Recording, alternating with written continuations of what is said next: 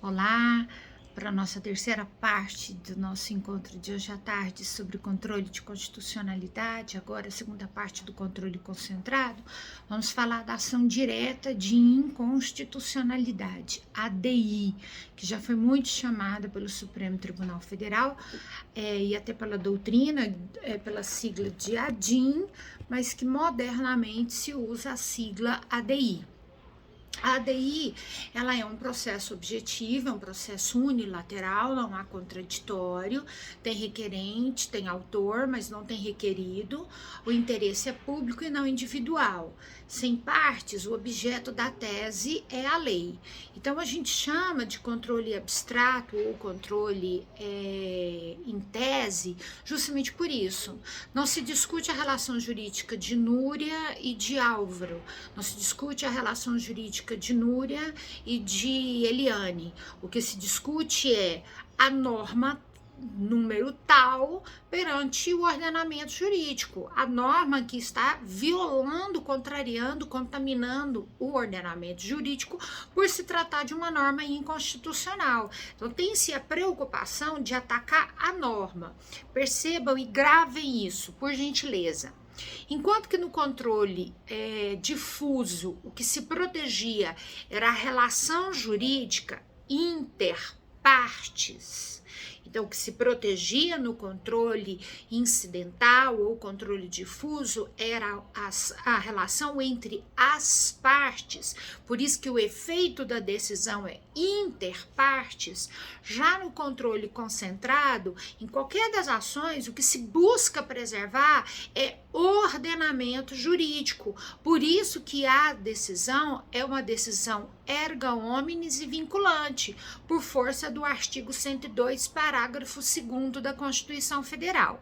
Então, aqui na ADI, o que se busca preservar é a contaminação da norma no ordenamento jurídico. Se reconhecido, se provido o pedido, a norma será afastada do ordenamento jurídico. A norma perde a sua eficácia perante o ordenamento jurídico, porque aquela norma está contaminada total ou parcialmente de inconstitucionalidade. Também é chamado de processo legislativo negativo, pois há retirada da potencialidade jurídica da norma, a norma perde força, perde vigor, perde potência. Formalmente é uma ação comum, já que materialmente não há o que se falar em direito subjetivo. Não há prazo decadencial ou prescricional e não há litígio entre as partes, só os requerentes. Então, quem são os requerentes? O presidente da República, mesa do Senado, mesa da Câmara, mesa de Câmara, da Câmara Distrital ou de Assembleia Legislativa, governador de Estado ou governador do DF, o Procurador-Geral da República, o PGR, o Conselho Federal da OAB, partido político com representação no Congresso, confederação sindical e entidade de classe de âmbito nacional. Então vamos lá, Conselho Federal da Ordem dos Advogados do Brasil vem perante a Suprema Corte propor a ação direta de inconstitucionalidade em desfavor da lei número tal que contraria a Constituição em seus dispositivos e cita os dispositivos constitucionais que estão sendo violados por aquela lei. Então perceba, o Conselho Federal da Ordem ou qualquer um desses legitimados, ele não está agindo contra alguém, ele está agindo a favor, mas a favor do ordenamento jurídico que não pode sofrer essa contaminação. O que pode ser alvo de ação direta de inconstitucionalidade. Então, recapitulando, aquelas normas que possuem aquelas 3 características básicas: impessoalidade, generalidade e abstração. Então, cabem aí as emendas constitucionais, os tratados internacionais de direitos humanos, os tratados internacionais comuns, todo tipo de lei, lei ordinária, lei complementar, lei delegada, medida provisória. Aí nós vamos ver os decretos legislativos se possuem essas características, as resoluções se possuem essas características.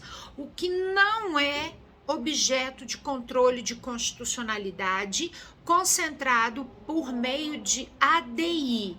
As normas originárias pelo Constituinte originário, então o texto original de 88 não é passível, o texto emendado, ou seja, a emenda, a manifestação do poder constituinte derivado é objeto de controle. Agora, o texto original não.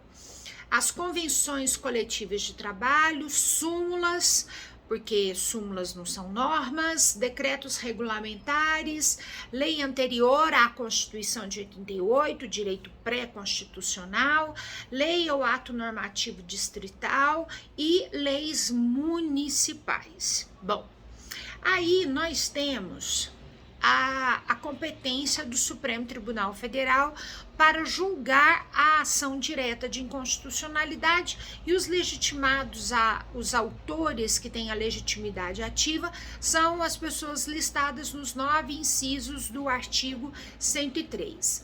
A Lei 9.868 é a lei que trata da ADI, da ADC, da ADO.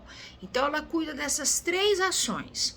Ela diz que a petição inicial deve conter não só o instrumento de procuração, como também o dispositivo da lei que está sendo impugnado perante a Constituição. Então, eu vou ter que dizer o que aquela lei está contaminando a Constituição e está contaminando qual dispositivo constitucional. O pedido com suas especificações. E aí é óbvio que tem que se pedir claramente o que está sendo violado, por que está sendo violado. Não vai se contar o caso concreto de Núria e de Eliane, mas vai se contar como que a relação jurídica ela fica prejudicada por aquela lei. Então, nós já tivemos leis, por exemplo, de matéria tributária, em que geravam um tratamento desigual entre os entes tributantes, e o princípio da isonomia tributária fere isso, né? Estava sendo ferido. Então, é isso que vai se discutir dentro da ação direta de inconstitucionalidade.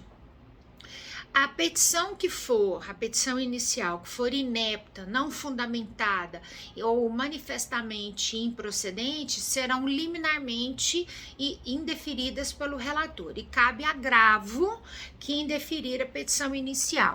Mas nós temos, por exemplo, situações que não cabe nem agravo. Nós já tivemos pedido de ação direta de inconstitucionalidade de fulano de tal, olha só, fulano de tal propondo uma ação direta de inconstitucionalidade contra o exame de ordem. Então, assim, ele não tem legitimidade ativa. Então, precisa observar os requisitos formais mínimos para a propositura de uma ação direta de inconstitucionalidade. O relator ele vai pedir informações aos órgãos para que se manifestem sobre aquilo que está sendo alegado pelo autor.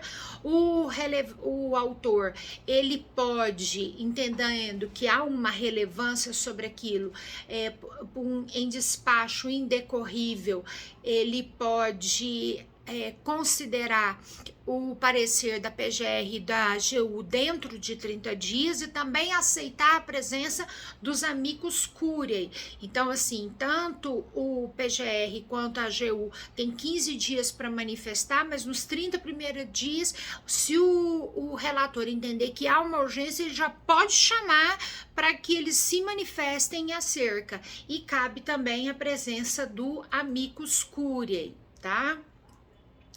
A ação direta de inconstitucionalidade por omissão foi um dos grandes ganhos que a Constituição de 88 pensou ter trazido no controle concentrado. Diz lá o artigo 103 da Constituição, no seu parágrafo 2º, declarada inconstitucionalidade por omissão de medida para tornar efetiva norma constitucional, será dada ciência ao poder competente para a adoção das providências necessárias e, em se tratando de órgão administrativo, para fazê-lo em 30 dias. Nós já tínhamos no mandado de injunção, tanto individual quanto coletivo, a possibilidade de fazer o controle de constitucionalidade incidental. Então, eu pedi o reconhecimento da falta de norma regulamentadora, da lacuna normativa, naqueles casos de nacionalidade, cidadania e soberania. Era aí que a gente atuava de maneira incidental no controle de constitucionalidade omissivo. E aí o Constituinte falou, não, nós vamos buscar uma via que encerre por vez tantos mandados de injunção, que uma única ação para reconhecer a mora legislativa. Ok, os legitimados são os mesmos previstos lá na 9.886. Contudo, o que a gente tem? Perdão, 9.868. Contudo, o que a gente tem lá na lei? Falta de efeito. Porque se reconhecer a inconstitucionalidade, em se tratando do legislativo, o Poder Judiciário ele vai cobrar do legislativo providências em 30 dias. E se essas providências não forem feitas, o que vai acontecer com o legislativo? Nada. E se a mora legislativa se tratar de um decreto do próprio executivo, né? Trazendo aí o reconhecimento de um tratado internacional. Se o executivo não fizer nada, o que vai acontecer? Nada. A lei também não conseguiu trazer as ferramentas de aplicabilidade. Então, de todas as 4 ações, ADI, ADC, a DPF e a ADO, a menos utilizada, que tem a menor potência de utilização, é a ADO, porque na hora da aplicabilidade, ela ficou sem instrumentos coercitivos para que os poderes se rendam àquela decisão. Então, o Supremo Tribunal Federal reconhece a mora legislativa, manda o Congresso Nacional legislar, o Congresso Nacional falou, olha, tudo bem, eu vou tentar incluir na próxima pauta. Pronto, ele disse para a administração pública, olha, você tem que fazer. Ele falou, não, tudo bem, eu vou tentar incluir, mas eu não tenho orçamento. E sem orçamento, sem dinheiro, eu não posso fazer nada. E aí faltaram esses instrumentos para dar continuidade à ação.